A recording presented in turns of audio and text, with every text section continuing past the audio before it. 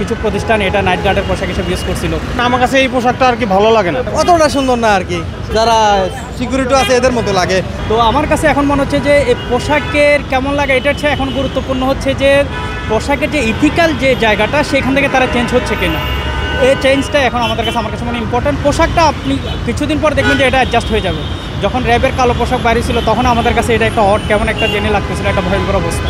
দেখতে দেখতে এটা আমাদের সাথে সয়ে গেছে আর কি, এরকম একটা ব্যাপার। স্বাভাবিকভাবে এটা একটু মনে হবে, কারণ হচ্ছে যে এটা আমরা আগে এক্সিস্টিং, আমরা কিছু প্রতিষ্ঠান এটা নাইট গার্ডের পোশাক হিসেবে ইউজ করছিল, এই জন্যই হয়তো পছন্দ করছে।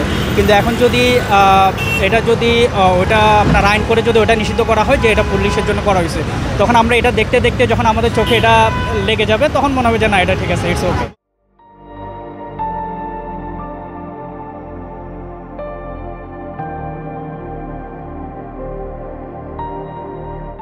দুইটাই ভালো। যদি আমি যেমন গুড মনে ভালো, বেটার মনে ভালো, বেস্ট মনে ভালো, তো আমি যদি র্যাঙ্কিং করি তাহলে আগেরটাই ভালো আমার দৃষ্টিকোণে।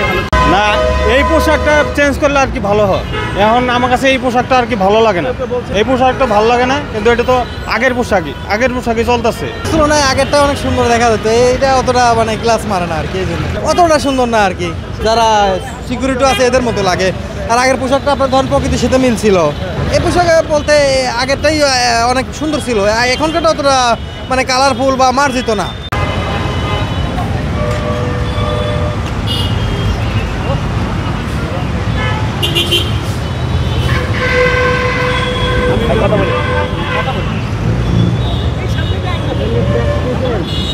ভাই এটা তো ন্যাশনাল আইডি, এটা ন্যাশনাল আইডি, আপনার পেপারসটা দিন প্লিজ।